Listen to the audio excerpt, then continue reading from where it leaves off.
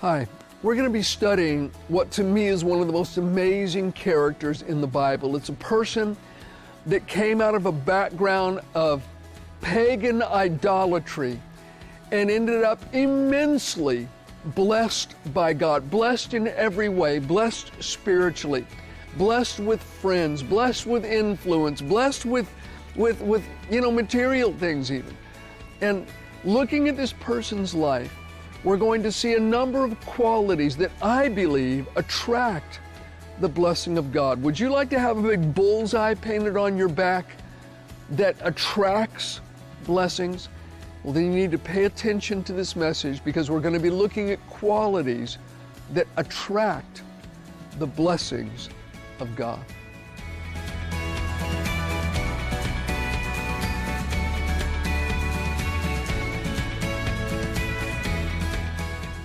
You may be in a season of life right now that's very difficult. I know there are people here, people watching, that some things have gone very wrong in your life. You are not experiencing the bright, blessed future that you had hoped for, or perhaps that you had seen. Maybe some relationships have gone very wrong. Maybe some career things or business or with your health or any number of things.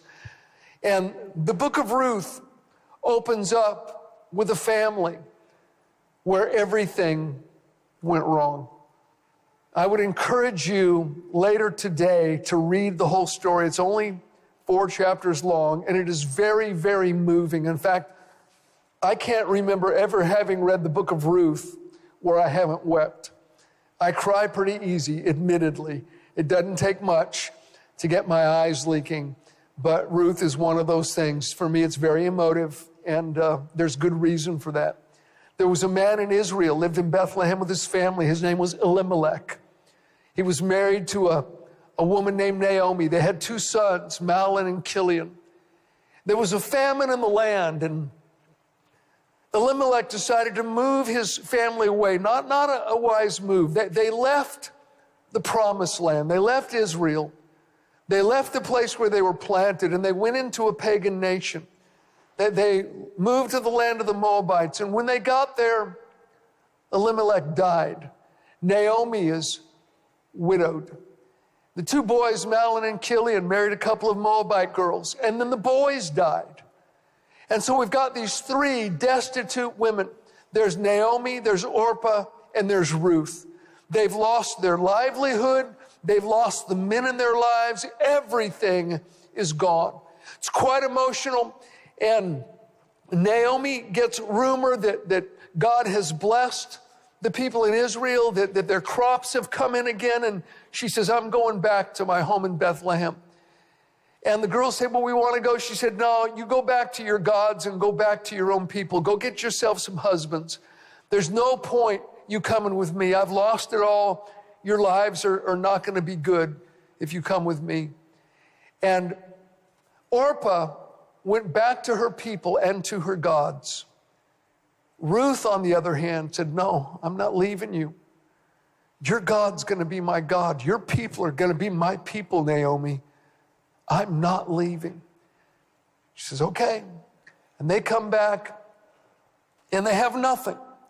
And one of the laws in Israel, the poor of the land could go in the fields after the reapers had gone through, and they could pick up whatever grain was left. And so Ruth goes as a poor person into a field to glean what she can after the reapers have gone through. And there's a wealthy, influential, godly man who takes notice of her. His name was Boaz. Well, the story goes on. They fall in love. He marries her. She becomes a mother. Her needs are met. Naomi's needs are met. She becomes influential. She goes from poverty to wealth. She goes from being a nothing to being an influential character in the Bible. She goes from having no man to having one of the best men in the land that loves God, that loves her. Her whole life just turned around, and you look at her and say, but Ruth, how blessed you are. And some people would say, lucky Ruth. You know, a recipient of a sovereign blessing of God. Well, I think that's probably partially true. I think the sovereignty of God had something to do with it. But I also think that Ruth was unusually favored by God and blessed by God because of certain qualities in her life. You see, there are certain traits in people's lives, certain qualities that if they will exemplify them, if they incorporate them into their lives, they sort of paint a big bullseye on their back for the blessing of God. And I honestly think that Ruth, as you look at the story, there are certain qualities that stand out about her that caused her to be unusually favored, that attracted the blessing of God to her. And I want to talk to you about 5 qualities that we find in her life, 5 qualities that attract the blessing of God. And the first one is this: Ruth was determined to serve God. She had a radical determination to serve God. Look with me in Ruth chapter 1, verse 14. Then they lifted up their voices and wept again. And Orpah kissed her mother-in-law, but Ruth clung to her. She said, "Look, your sister-in-law has gone back to her people and to her gods. Return after your sister-in-law." But Ruth said, "Entreat me not to leave you or to turn back from following after you. For wherever you go, I will go. And wherever you lodge, I will lodge. Your people shall be my people. Your God, my God. Where you die, I will die, and there I will be buried. The Lord do so to me, and more also, if anything but death parts you and me." And when she saw that she was determined to go with her, she stopped speaking to her. Ruth was determined to follow Naomi. She was determined to follow Naomi's God. Very different than Orpah. Both women were very emotional, and I think emotions are a good thing. I think when you come into contact with the truth, it can be a very emotional thing. I tend to be an emotional person. I cry easy, sometimes to the embarrassment of my family. You know, if we watch a show that's got some moving part, I know everybody's looking at me, "Dad's crying again." Yeah, well, sorry, it's just the way I'm wired up. But here Orpah cries, and she goes back. Ruth cries, but she clings. It's not enough just to be moved emotionally. You have to determine to follow God.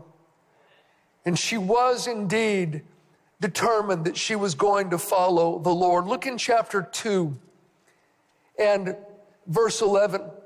And Boaz answered and said to her, "It has been fully reported to me, all that you've done for your mother-in-law since the death of your husband, and how you've left your father and your mother and the land of your birth, and have come to a people whom you did not know before.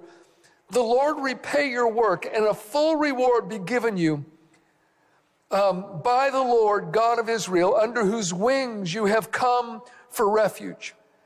Now Ruth left everything, just like Abraham of old.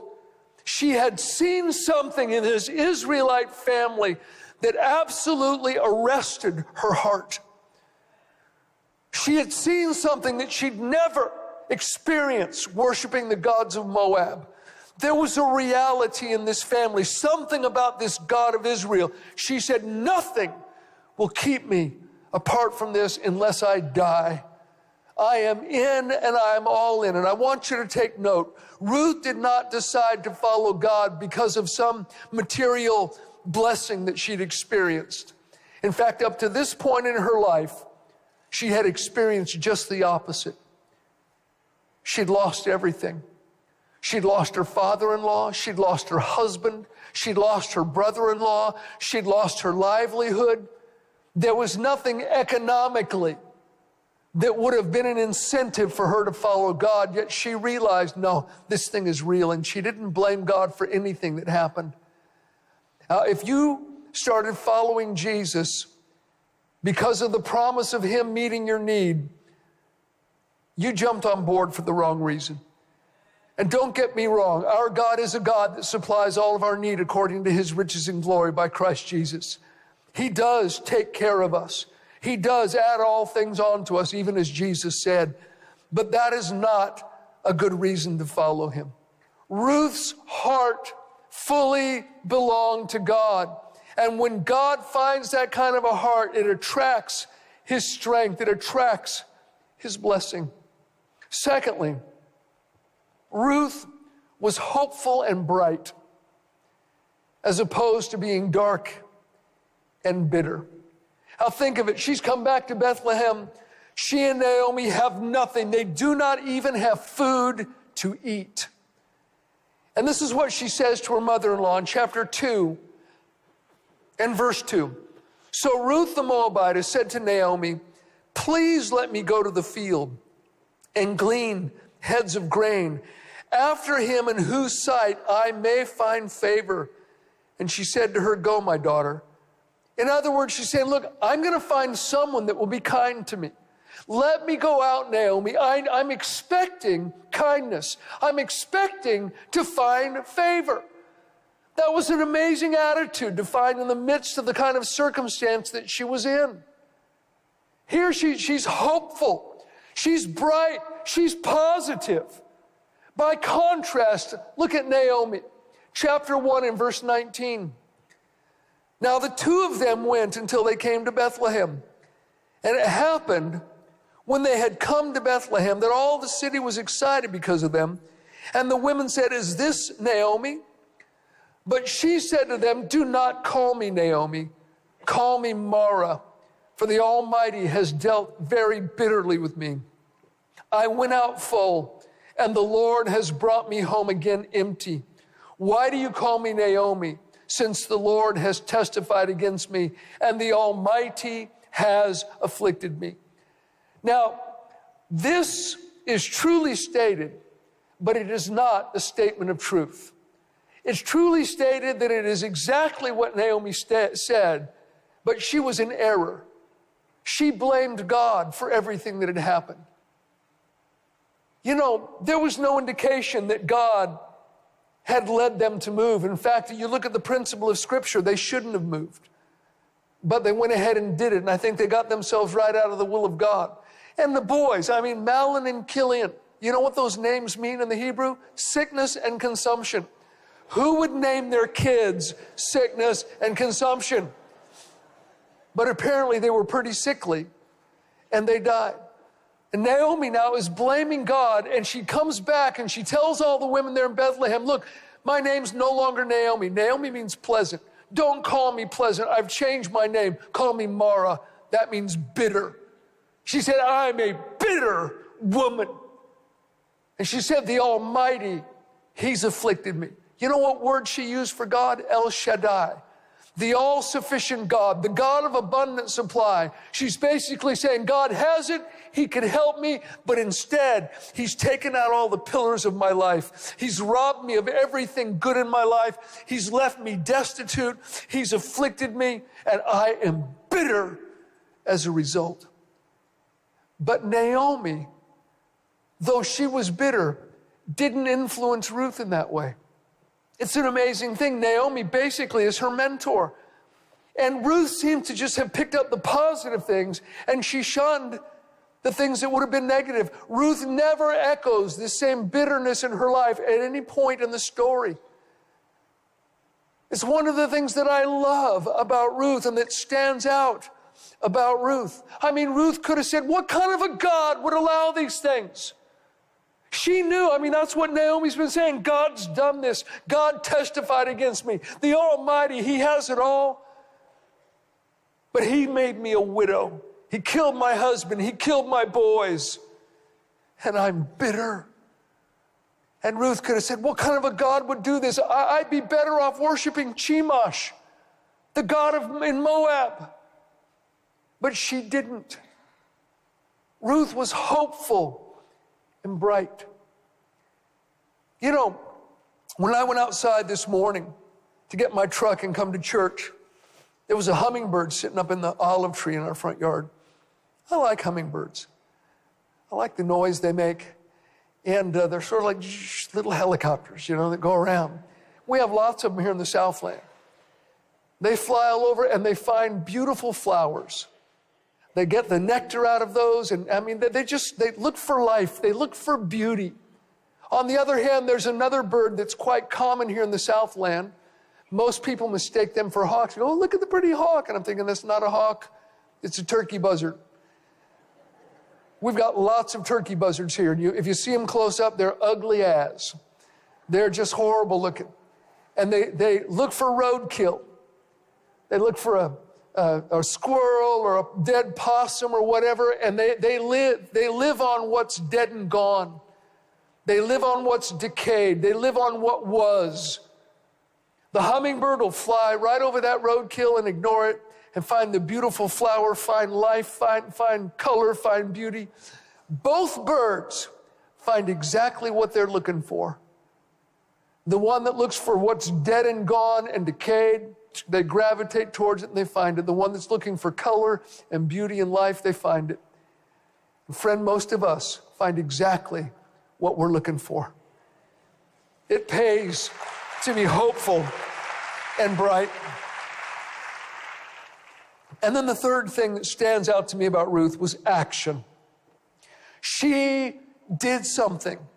She gave God something to work with. We read in chapter 2 and verse 2, she said, look, let me go out. Let me work. I'm going to find favor. Something good is going to happen.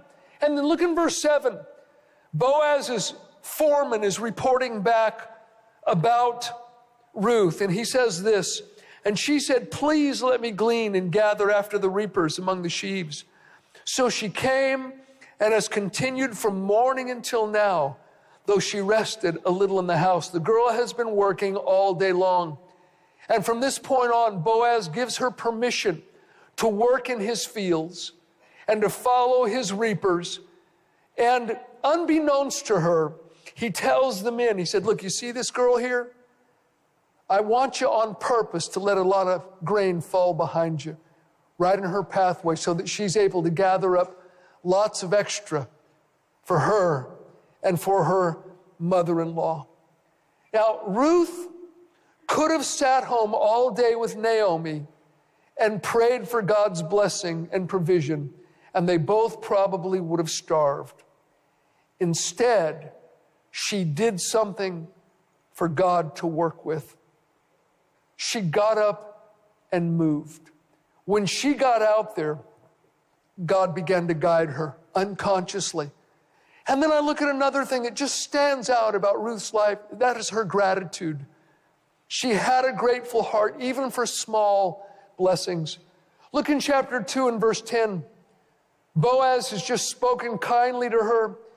Verse 10 of chapter 2, so she fell on her face, bowed down to the ground, and said to him, why have I found favor in your eyes, that you should take notice of me, since I'm a foreigner?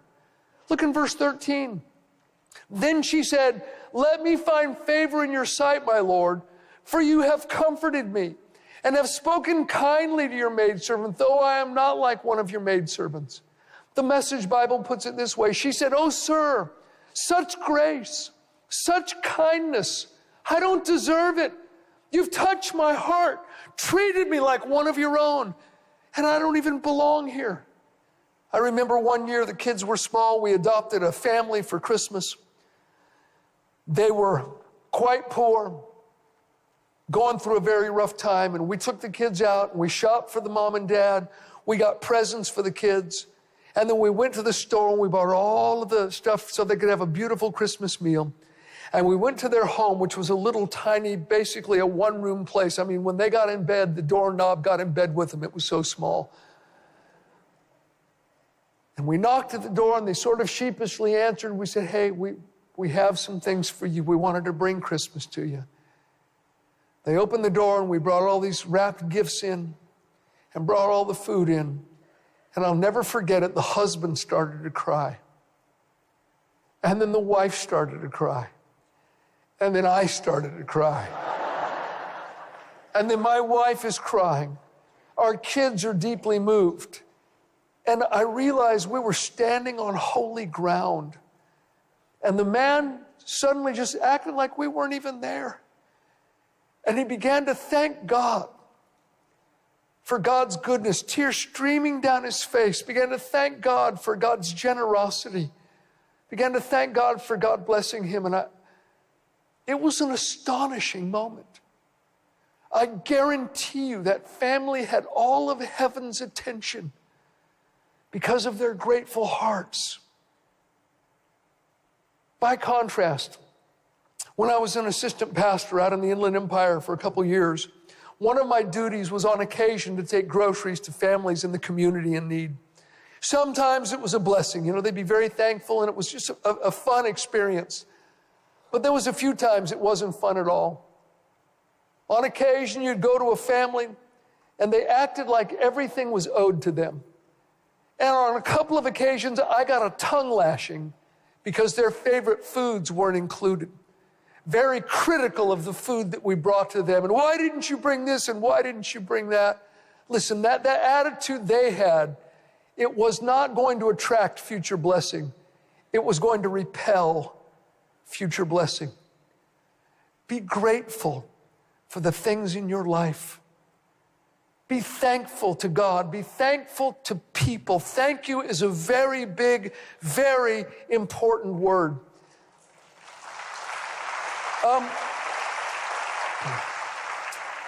You know, in Deuteronomy 28, God says, I set before you blessing and cursing. He goes through all these curses, all these blessings. And the whole thing pivots on a couple of verses. And I want to read them to you from the Amplified Bible. Just listen. Deuteronomy 28, verses 47 and 48. God said, because you did not serve the Lord your God with joyfulness of mind and heart, in gratitude for the abundance of all with which he has blessed you, therefore you will serve your enemies and you will be in want of all things. God said, because of the lack of a grateful heart, you won't get the blessing. Finally, Ruth put others first. It's an outstanding thing in her life. You know, when we read in verse 11 in chapter 2, Boaz said to her, look, it's been fully reported, everything you've done for your mother-in-law, how you've been kind, you left your family and you have taken care of this woman. And then look in chapter 3, verse 10, what Boaz says to her. Then he said, blessed are you of the Lord, my daughter, for you have shown more kindness at the end than at the beginning, and that you did not go after young men, whether poor or rich. I mean, Ruth could have said, man, what the heck am I doing? I'm throwing my life away. I'm going to go get myself a man. I'm not going to spend any more time with this old woman. She didn't do that, and apparently she had some things going on. Boaz was much, much older than she was. And he said to her, look, girl, you could have gotten any boy you wanted. You could have gotten a poor boy. You could have gotten any of the rich boys. But you didn't do that. You put your life on a back burner, and you've been taking care of your mother-in-law. God bless you for that, girl. God bless you for that. Ruth put her mother-in-law before herself, and it wasn't because Naomi required it. In fact, Naomi tried to get Ruth to not do it. And whether she was conscious or unconscious in doing so, Ruth put a spiritual law into motion. Proverbs 11:25 says, the one who blesses others is abundantly blessed, and those who help others are helped. Jesus said, blessed are the merciful, for they shall obtain mercy. Ruth was just reaping what she had sown, and sooner or later, so do every one of us. It is one of the unbreakable laws of the kingdom. It pays to get the right kind of seed in the ground.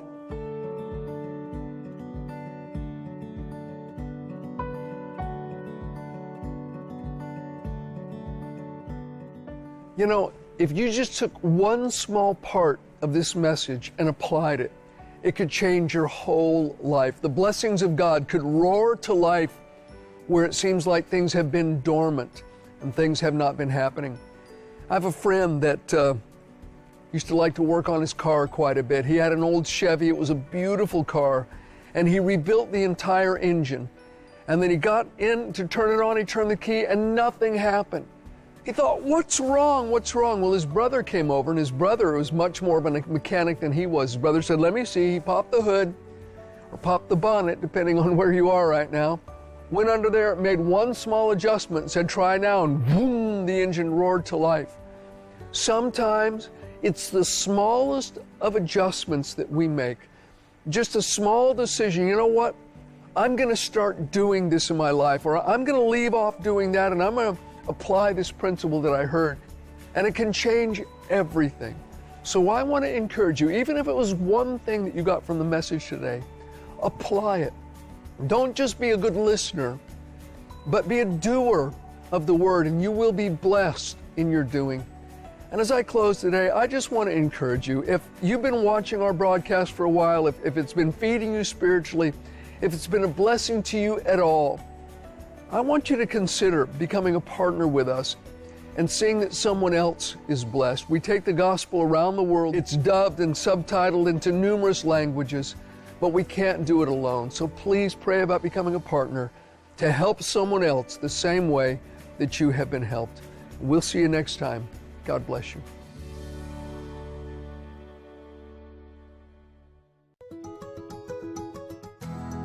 I still remember his message about the 5 P's. And one P was play. He said, yeah, golf saved my life. And he said, I like to see explosions. And I really loved that. And I could remember that. I mean, he's in explosions himself. Yeah. Even tonight, it was awesome. The people, they want to be radical for Jesus. But, you know, we need to really push that boundaries, because we are all very sleepy. But in our heart, we want to be radical for Jesus. We really felt that God was breaking through something. Heaven was open, and that's what it's all about. People were touched, people got saved. And I think it's always great, because we think globally, and we want to go, you know, for everything. And so it's always great for pastors to connect and to get to know other pastors. And that's why we think it's a good thing to let him go, to get inspired, to get new vision, and bring that back into church. It is always so encouraging to hear what God has done through the broadcast. And if the Answers broadcast has done anything in your life, if it's been a blessing to you, please get in contact with us. Send us an email, send us a letter. We would love to hear from you. We want to hear what the Lord has done, and thank God together with you for how He is using the broadcast. It's literally touching lives around the world. And again, we're so encouraged when we hear from people. So please take the time, send us an email, drop us a line, get in touch with us. Thank you. Thank you for watching Answers with Bayless Conley. For more information and inspiration, visit AnswersBC.org.